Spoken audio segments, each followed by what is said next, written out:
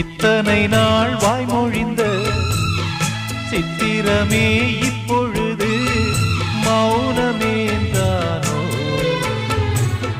மின்னலென மின்னிவிட்டு கண்மறைவாய் சென்று விட்ட மாயம் நீதானோ? உன்னால் வந்த காதல் உன்னால் தானே வாழும். என்னை நீங்கி போனார் உன்னை சேரும் பாவம். எனக்கொரு அடைக்கலம் வழங்குமோ உன் இதயமே? அன்பேவா அருகிலே என் வாசல் வழியிலே உல்லாச மாளிகை